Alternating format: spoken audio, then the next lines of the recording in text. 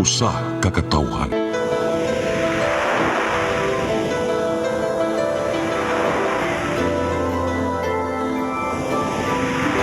Cebu Catholic Television Network.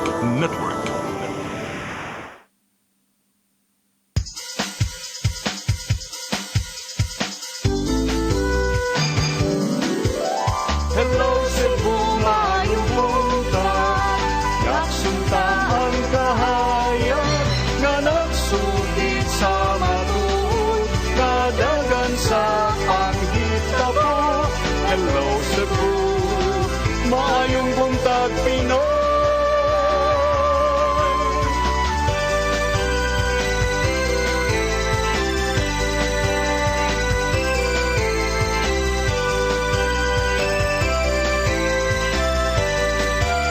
Ang katutulungan sa mga katawhan. Hello Cebu,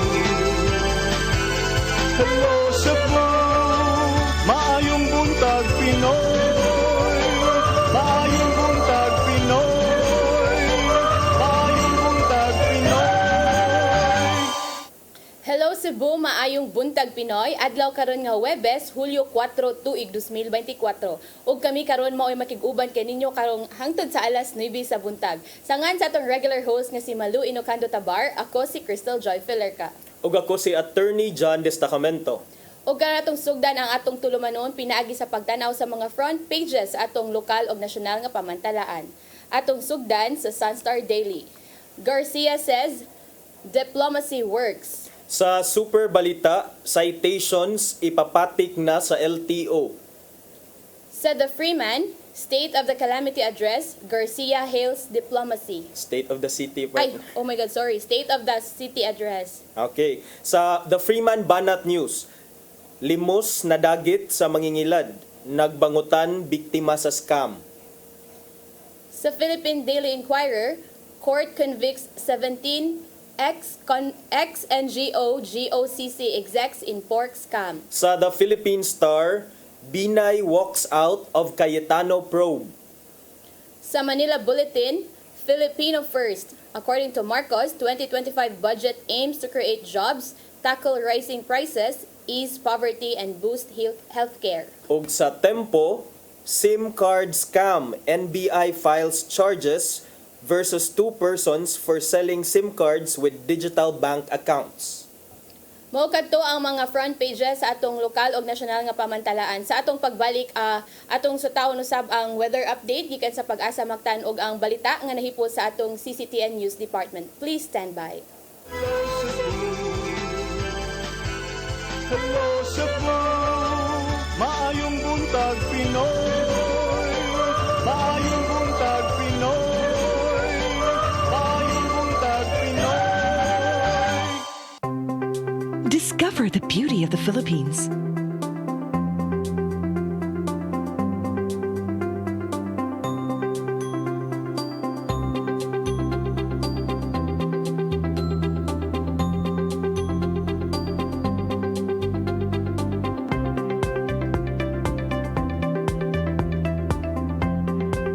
With Philippine Airlines, the country's flag carrier.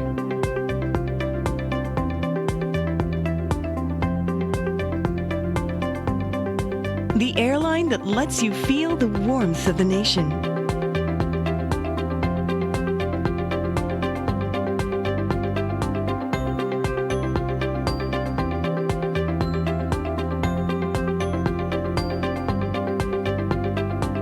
Mabuhay!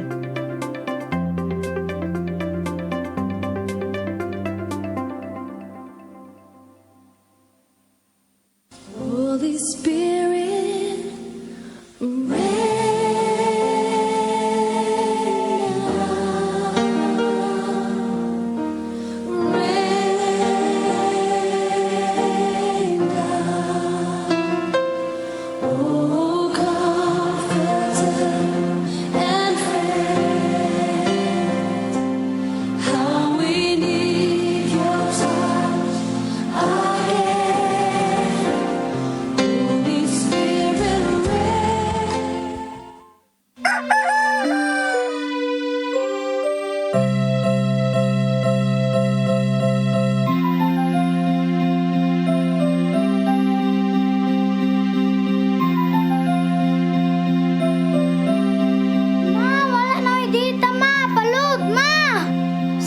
na late ko.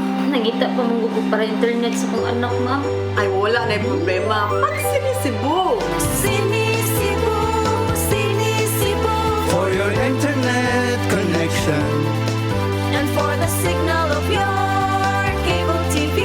so fast and straight, that transmission to your home. Sinisibo.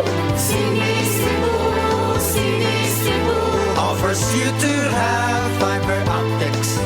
For your viewing experience, perfect and clear, so fast. So great and affordable for you to enjoy. Sinisibo. Cine Cebu Television Network Incorporated offers fiber to the home broadband internet bundled with fiber to the home cable TV connection. Cine Cebu Television Network Incorporated with its operation in Metro Cebu and the whole province of Cebu soon. And affordable for you to enjoy. Sinisibo.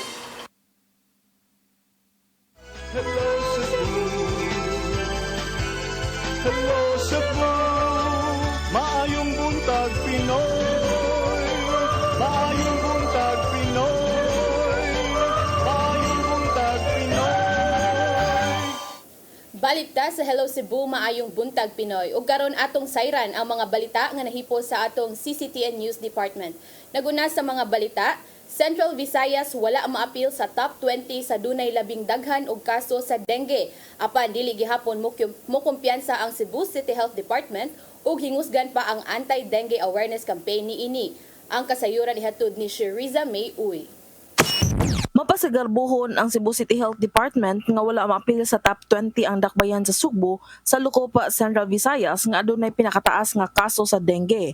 Kini bisan pa man nga padayon gihapon ang pagsaka sa dengue cases sa syudad ug pipila nga kinabuhi na ang nakalas. Base sa talaan sa City Health Department sa dakbayan, adunay kapin 400 ka mga kaso sa dengue ug tulo niini ang namatay. Isa ka atong kaso sa dengue nga we have death nga tulo. Apan alang kang Villa, kini usa ka dakong accomplishment tungod kay wa masulod ang syudad sa top 20 sa Central Visayas nga datos. Giklaroy noon sa City Health Officer nga hingusgan pa nila ang anti-dengue campaign aron nga maminusan ang kaso niini sa dakbayan. Pero I'm very proud to tell you na wala ta masud sa top 20. That's a big accomplishment. Ta-region lang na. Sheriza May Uy, CCTN News. Sa laing balita, indigay alang sa mga lugar nga adunay maayong rainwater harvest collection system ilusad sa Lapu-Lapu City subay sa pagtimaan sa National Disaster Resiliency Month. Ang makadaog mao ipasundayag or ipasundog sa ubang barangay isip solusyon sa kakuwang sa tubig diha sa dakbayan sa Lapu-Lapu. Aniya ang dugang kasayuran. Subay sa pagtimaan sa National Disaster Resiliency Month ni buwan sa Hulyo, ipahigayon usab sa Lapu-Lapu City Disaster Risk Reduction and Management Office ang paglusad sa search for the best practice on rainwater harvest collection system karong Hulyo 29 ngadto sa 30. Kung diin mo pahigayon og contest ang CDRRMO sa matag barangay kung kinsa kadtong adunay pinakanindot nga mga pamaagi sa pagsawd sa uwan. Matud ni Najel Banyasya, ang pangulo sa CDRRMO, nga gituluan na nila ang mga vulnerable sector unsaon ang pamaagi niini. Kini tungod kay base sa ilang datos, daghan ang nagkasakit tungod sa waterborne diseases. Isip usa sa problema sa dakbayan ang supply sa tubig, ang mga lumulupyo nagsalig sa tubig ilawom sa yuta. Dumi, naglapu-lapu bato. So kanang tubig nga ilang nakuha, gikan na sa mabaw, dili siya limpyo. Kay dool masad siya sa septic tank. So mo na daghang nga sakit. Nakita niya ang panginahanglanon nga kinahanglan ang katawhan makakita og pamaagi aron nga mapahimuslan ang uwan alang sa ilang gitingwa nga water and sanitation. Ug kini ipaagi sa pa-contest aron nga kung kinsa kadtong makadaog mo ipasundog sa laing mga barangay. Remember, climate change adaptation o kung di nato nimo address, it will result to disaster. Sa mana atong targeton Sustainable Development Goal number 6, which is water and sanitation. Gidugang ni Banyasya ang kriteria sa ilang best practice sa pagsawd sa uwan, kinahanglan nga magamit kini sa pang-adlaw-adlaw. Kung sa pasabutan na, imong giinom, imong gihugas sa plato, giluto nimo pagkaon, imong gikaligo, imong gibuwas tanom, etc. etc. Basta gigamit sa inadlaw-adlaw nga panginabuhi. Crystal Joy Felerca, CCTN News. Sa pagbadayon sa itong mga balita, mga local government units sa probinsya sa Sugbo musuporta ug muabag sa mga programa sa Department of Social Welfare and Development. Usa niini mao ang food stamp program diin kapin 10,000 ka mga Sugboanon ang makapahimos. Ang kasayuran ihatod ni Gian Navarro. Tuyong may bisita ang mga kadagkuan sa Department of Social Welfare and Development DSWD sa Kapitolyo sa Sugbo. Nagpakisayod sila sa mga mayor o nakigsabot alang sa ipatumang food stamp program diin kapin 10,000 ka mga Sugboanon ang makapahimos. Sila ang mga food poor individuals nga nalakip sa listahan ng 3 sa DSWD din makadawat sila og 3,000 pesos nga monthly ayuda aron makapalit og pagkaon. Mato di DSWD Secretary Rex Gatchalian nga tinguha sa programa aron walay magutmang Pilipino hangtod tuig 2027. We explained that there's a work condition, meaning if you're part of the program, hindi ka nagutom, theoretically speaking, you have the energy, go out and work. Like in other food stamps program abroad, merong conditionality, and the conditionality here is whatever work it is, go out and work. Now, baka sabihin niyo mahirap maghanap ng trabaho. That's why DOLE and TESDA will come into the picture for upskilling and at the same time to conduct numerous job fairs for the beneficiaries themselves. Ana sa 42 ka mga LGUs ang muabag sa food stamp program aron mapakaon ang mga food poor families. Samtang 39 ka mga LGUs ang musuporta sa Tarabasa program aron matabangan sa pagbasa ang mga bata pinaagi sa student mentors. Og 42 usab ka mga LGUs ang suportado sa Oplan pag-abot aron hipuson ang mga street dwellers ug makabalik silang tagsa-tagsa ka mga lugar. Aron hingpit ang pagpakig-alayon sa DSWD sa Cebu Provincial Government, nagpirmahan sila sa Memorandum of Agreement diin mutabang sa pagpatuman ng LGUs. Other provinces would come to the department hoping to ask for assistance, but now what we'll do is we'll tell them to copy the Cebuano model of Governor Gwen in delivering social welfare. It's progressive, it's pioneering, it's an out-of-the-box solution. Ikalipa hinuon ni Gobernador Gwendolyn Garcia ang maong inisyatiba sa ahensya. Ilabi na nga gisunod ang manahimong lakang sa Kapitolyo. Sama na lang sa ayuda distribution diin, gipaagi sa QR coded cards aron masigurong ana sa saktong padulngan ang pundong gigahin. I really appreciated the answer of Secretary Rex because that was the question of the mayors na more often than not, nagkakaiba or there are some variances.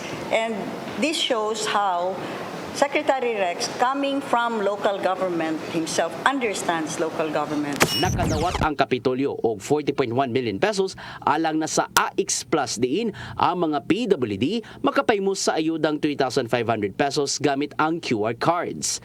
Gipanginaot sa managlaing habig nga hayan masunod sa ubang lugar ang mga inisyatibang nasugdan dinhi sa Sugbo. Gian Navarro, CCTN News. Sa laing balita, walay dagkong kausaban nga gipatuman sa annual reorganizational session sa Konseho sa Dakbayan sa Sugbo kagahapong adlaw. Apan duha ka mga komitiba nga naa kang acting Cebu City Mayor Raymond Alvin Garcia ang gihatag ngadto sa laing duha ka mga konsehal.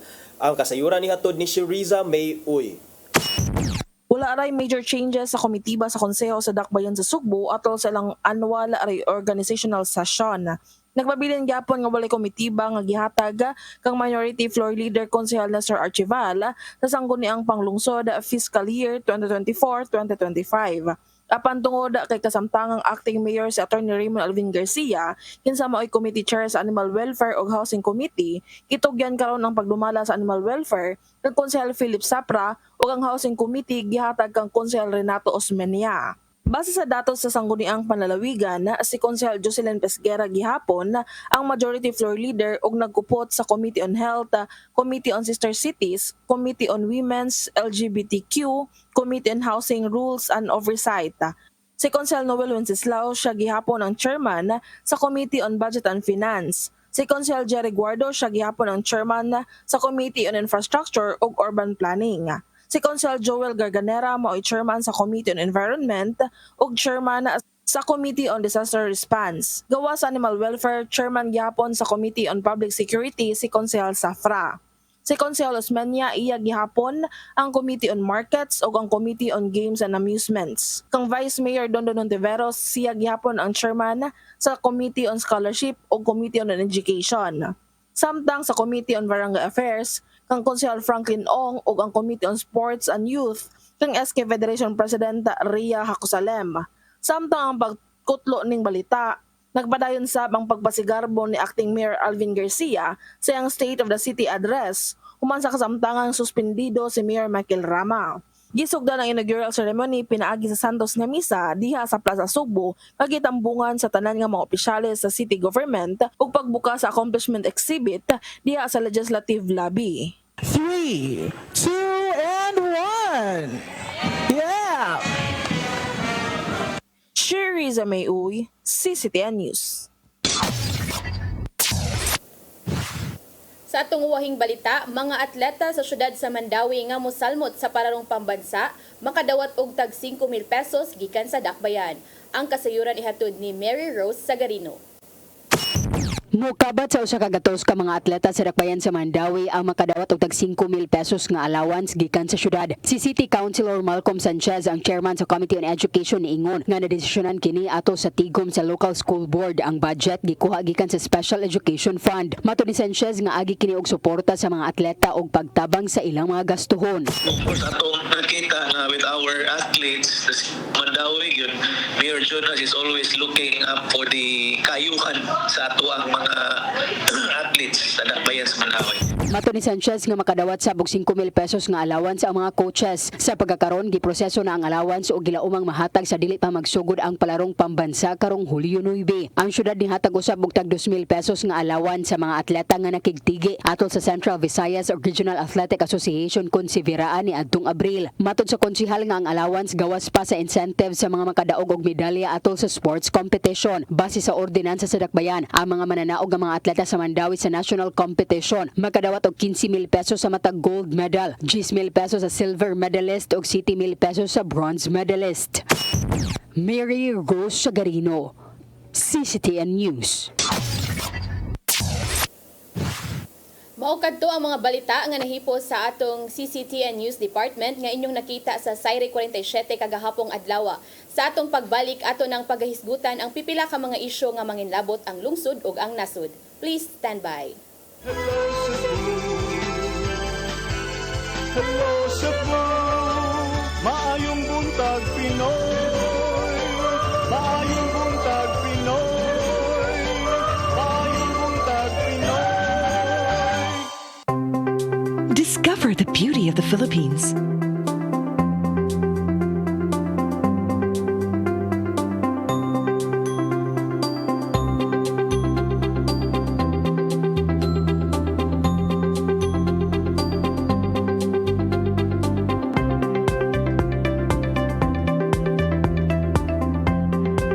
With Philippine Airlines, the country's flag carrier.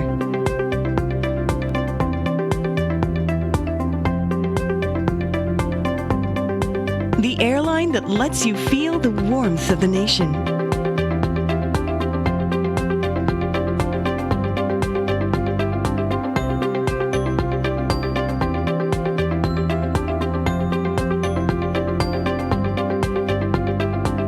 Mabuhay!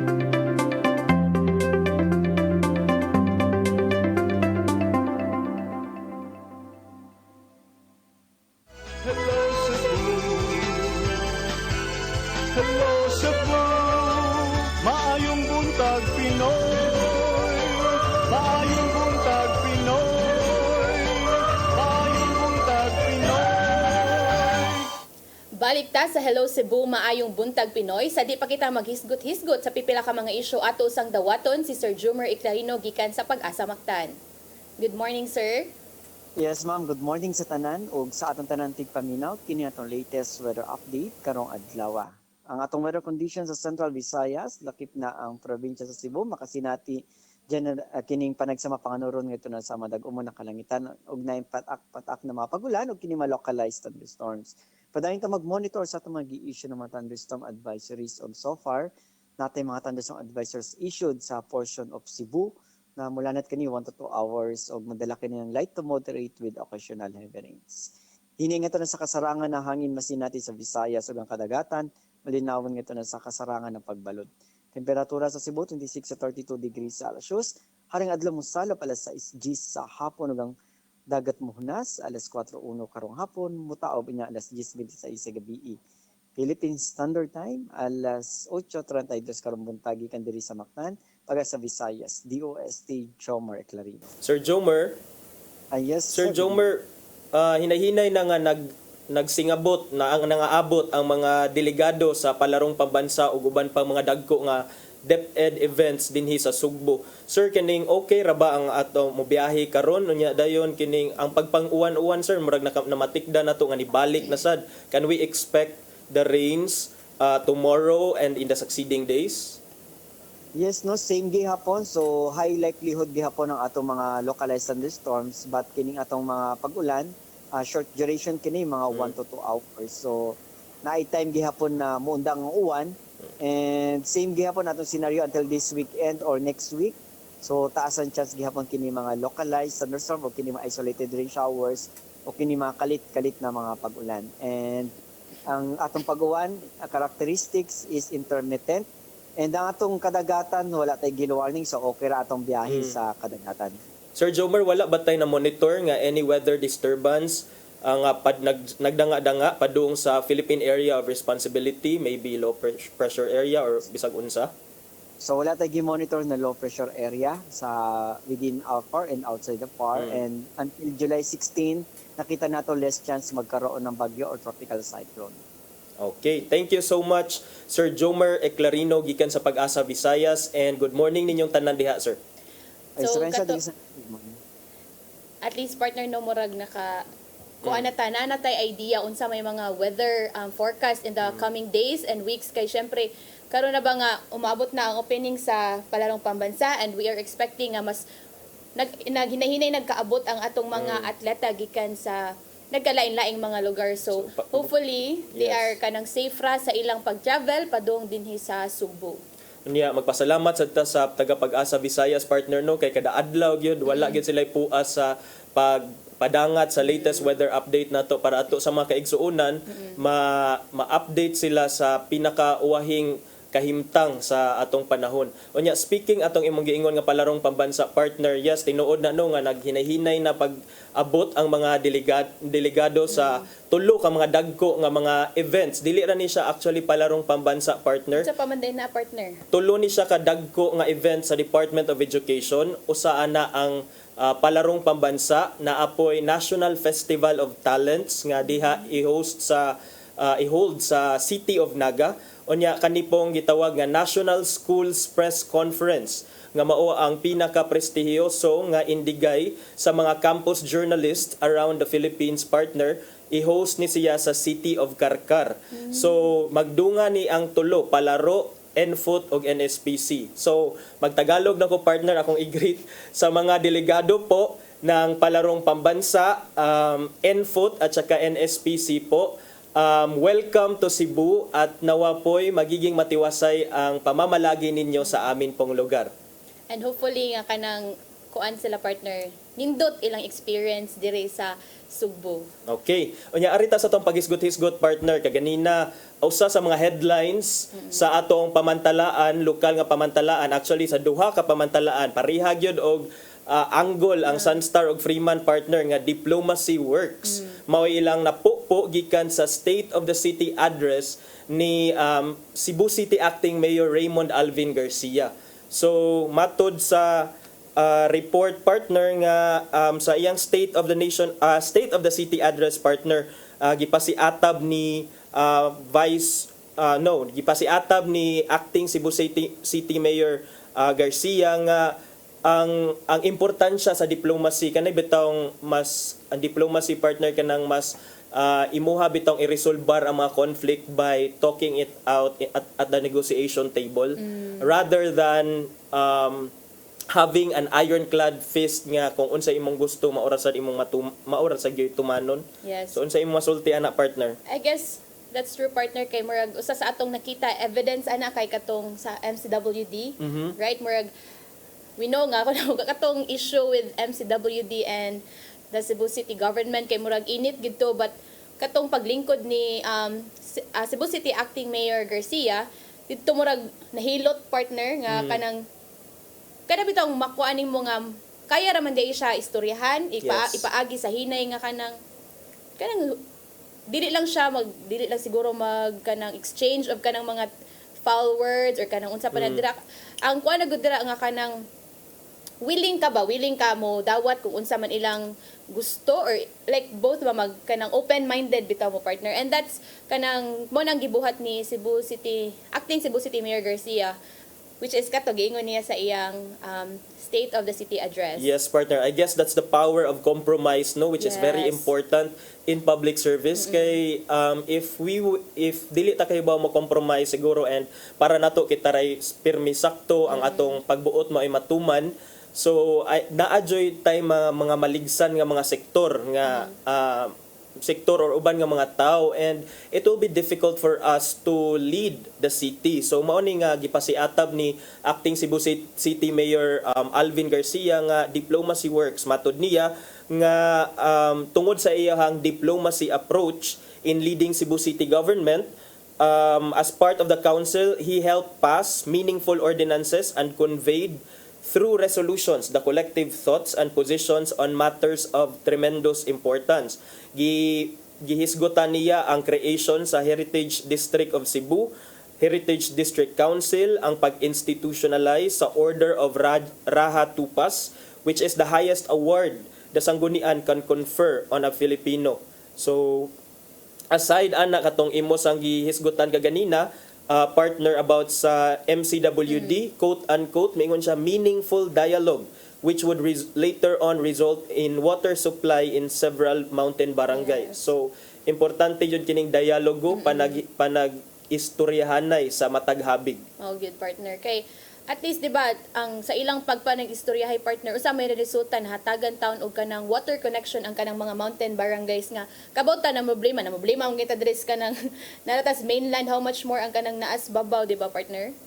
And usasad sa mga na what struck me from the mayor or the acting mayor Soka kagahapon, partner, was katong niingon siya nga usa sa iyang mga guiding principle as acting mayor of Cebu City is kana bitang to not make the public wait for the public servants to always provide service beyond self-interest. Nindot kay na siya nga kana bitang always nimo ibutang ang interest sa publiko, kay that is what public service is all about in the first place. So kanang sahay mo adto ta og mga opisina sa City Hall, di ba, kanang kasagaran kay ang mo welcome sa tuwa kay kining mga now nga nagkusmod. Andun nga no sa gana, partner, no? Bitaw mo pero I guess partner dili murag naa jud na siya sa tanan mga offices, partner. Dili lang na siya unique sa public service or sa mga government offices, murag sa tanan kay mo adto sa tag-registrar sa atong eskwelahan. Magkusmaod man sad. Apil pud bakery, partner, murag mas init pang usa ay mas init ang usa kanang tindera kasi silang pan gibaligya. So grabe na gyud ni uso nagyong init daghan na gyud ang init sa partner, dili lang sa mga opisina sa gobyerno. Lagi naglanin niya na matataron, partner, no anong init man gyapon ninyo mga pero anyways kana murag nindot to, partner, no nga gikan sa kay Acting Mayor Garcia nga kanang ibutang permi ang interest sa katawhan, like top priority. So sundogon pud na sa kanang mga employees sa kanang mga government offices, no, kay ato nabeta sa gobyerno nagtrabaho, so atong serbisyon atong mga fellow citizen nga gusto mo avail sa mga serbisyo, kay usay ba, partner, mo lang dili na lang madlok ta dila taganan mo adto sa mga opisina kay ay masuko ay kanang strikta kaayo ni skuan, strikta kaayo di na lang taganan mo bisita sa mga opisina. Unya dili ni siya lip service lang ni Acting Mayor Raymond Garcia, partner, kay usa sa iyang mga direktiba actually is kaning shorter nga Monday flag raising ceremony, which resulted, according to him, in more time attending to the needs of the public. Diba, taas kayo ang flag raising ceremony na patoy ipuno nga unsa to katong bagong Pilipinas nga nga instead unta makasugod na tagpang panerbisyo pagpangalagad sa mga katawhan nga nakinahanglan sa atong serbisyo, tuwa pa nga to, nagkanta pa dito or nag-recite pa sa mga additional importante ra manunta ang lupang hinirang o panunumpa sa watawat, partner. bitaw no. So at kana nga mga improvement or kana mga changes partner kay nakita ba na nato dayon like pila pa lang siya ka months nga naglingkod pero daghan na no, daghan nag mga changes nga atong nakita which is kanang niresulta pud siya og kanang positive outcome gyud.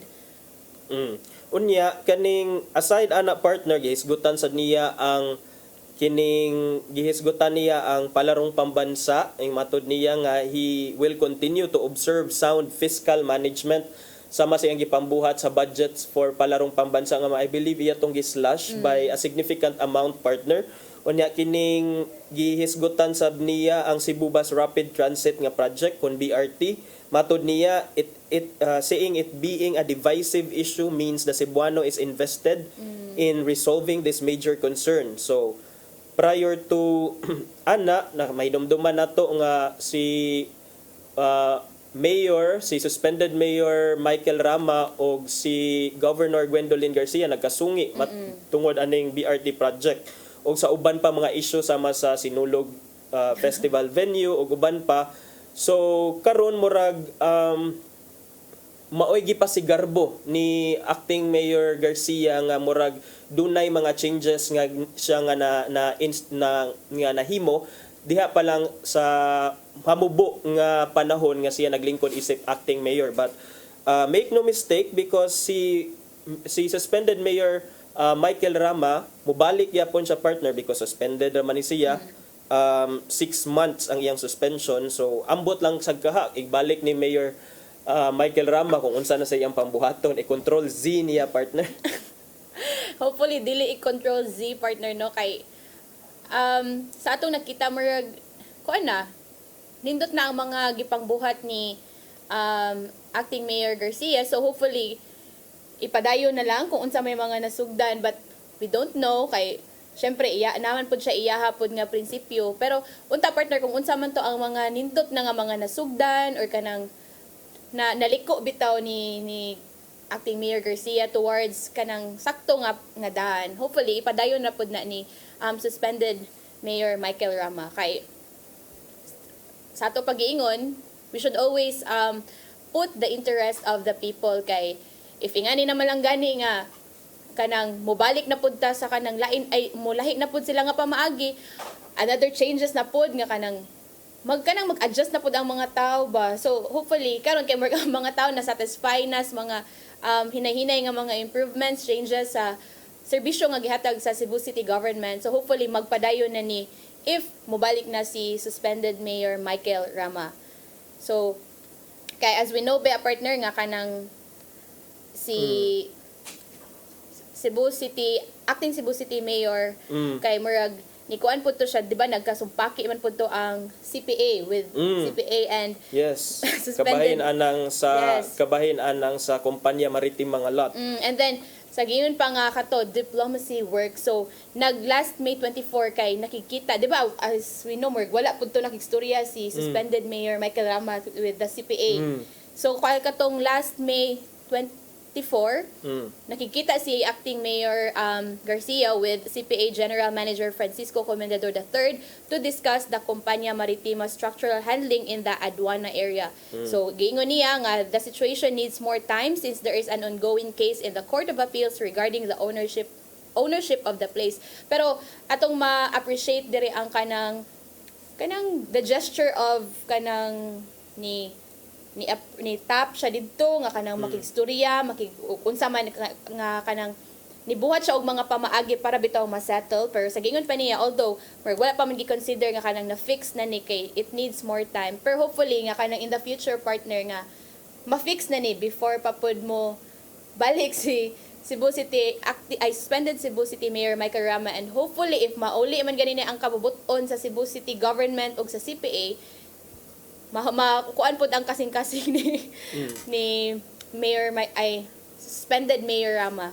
Kanang CPA issue kompanya maritima partner na naman na siya sa kining korte no. So it's there's an ongoing case about that or again I think it's a string of cases ownership cases nga naa na sa korte. So let's see how the court will have to decide on the cases. Pero like you said, partner, it's a good gesture for a mayor to sit down and talk it out. Kay like we said, diplomacy works. Nindot yun ang maistorya-istoryahan nato, partner.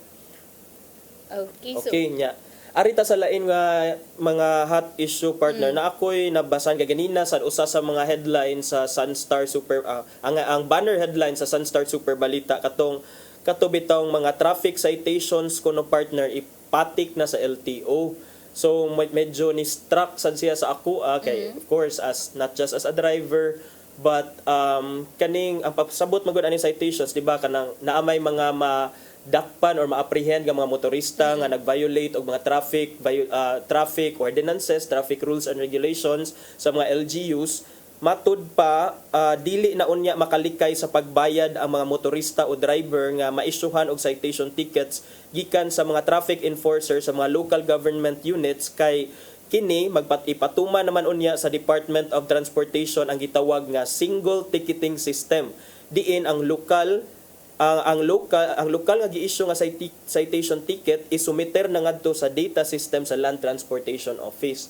So ang pasabot ani, partner, kay karon madali-dali masayon-sayon pa man sa mga violators ang LGUs. So makaiskapo pa sila, partner, kay maingon man sila di bitaw na ninyo i-report sa LTO. So pero tikitan man na sila, partner. Tikitan sila, partner, pero ambot kung under our local tax codes, under our laws, partner, pwede man na mo pursue og case sa mga tao nga dili mo bayad. Pero I don't think the City Hall or the LGUs will murag maabot ana nga point, partner, nga ila pa nang ipursu ang 100 pesos, 500 pesos or 1,000 pesos.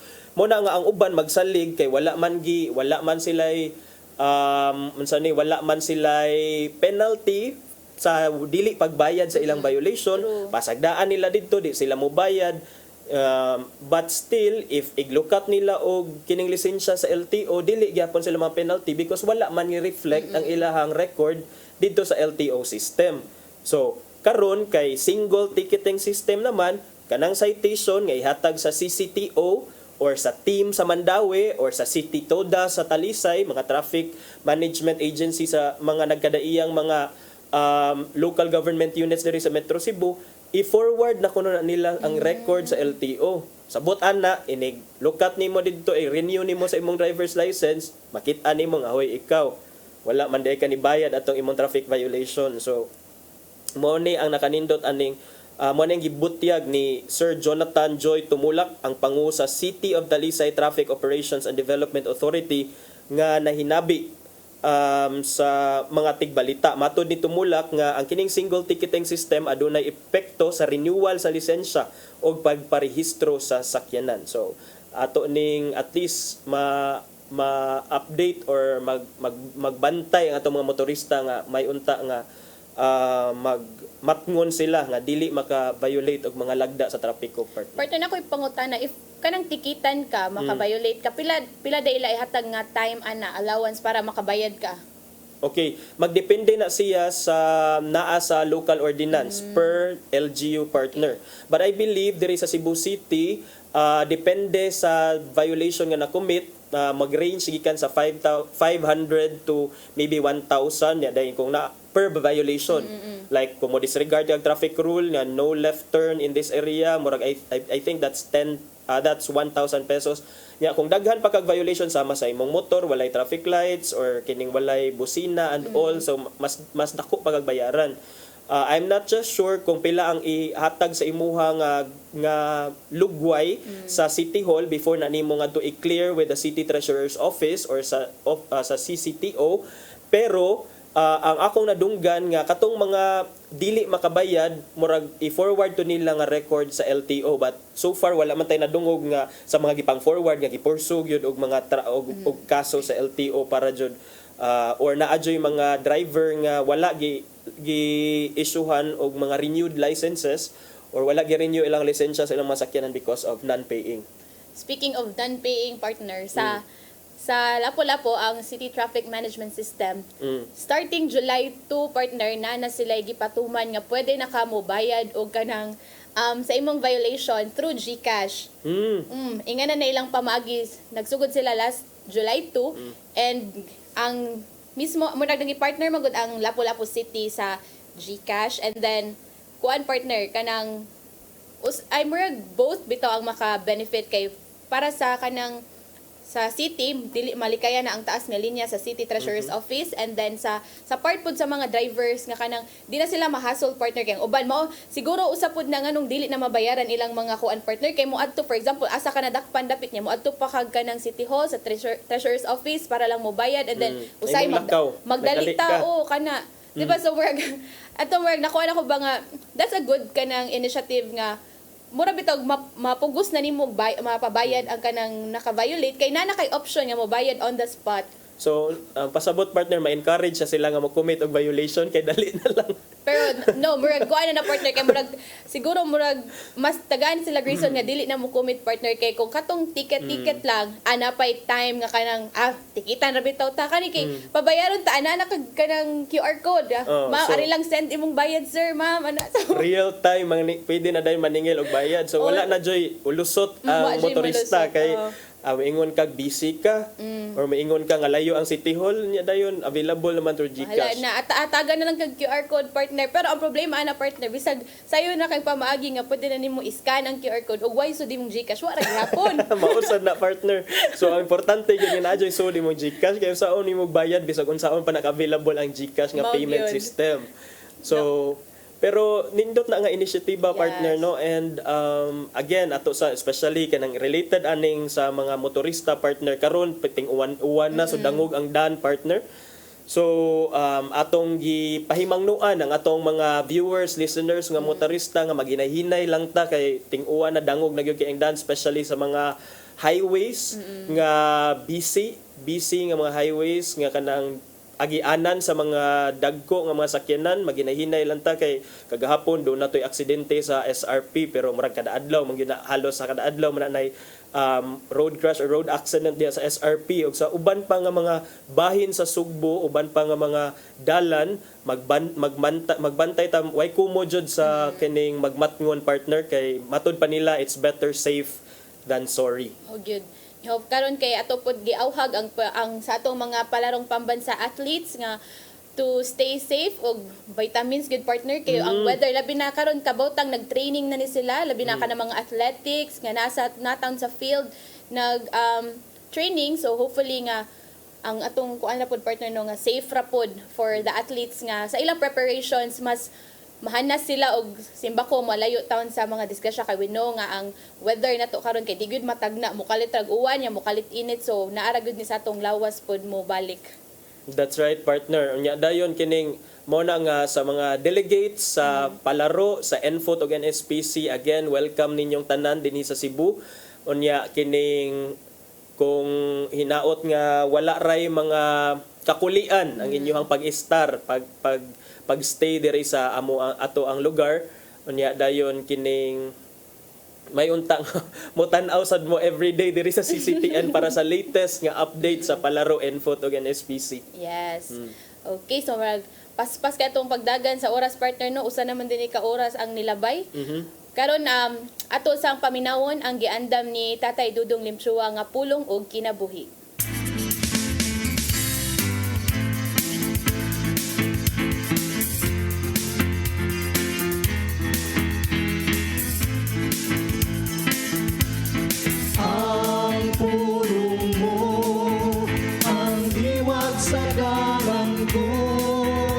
Matag binuha, bisan gani ang nagsunod kag Kristo, matubang gayon o mga unos sa kinabuhi.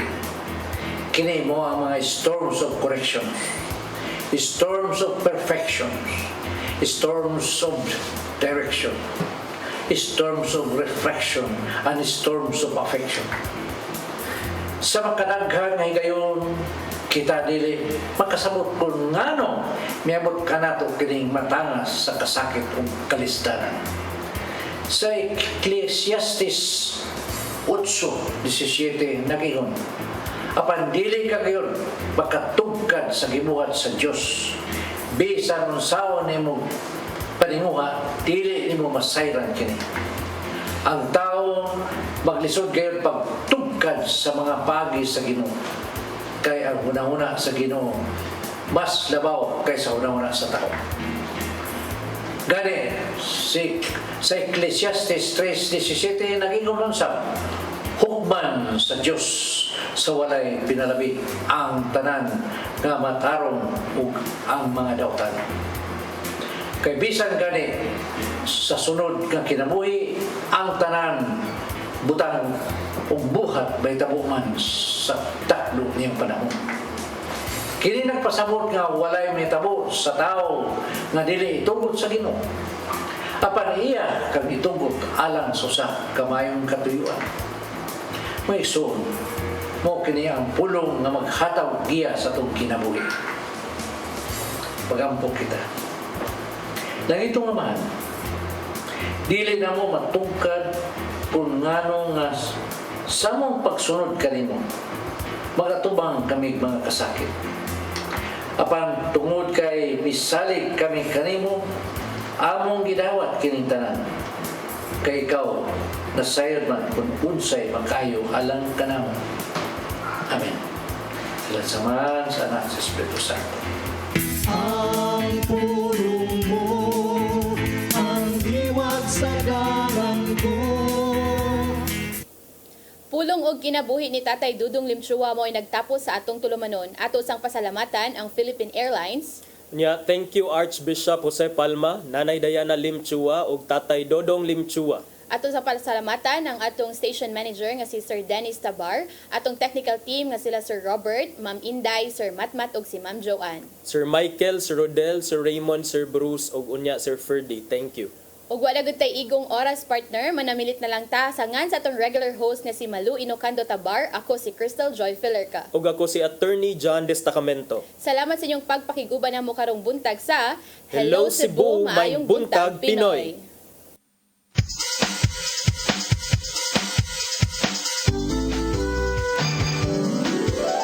Hello Cebu, maayong buntag. Yaksunta ang kahayag nga nagsulit sa usa ka pagtuo,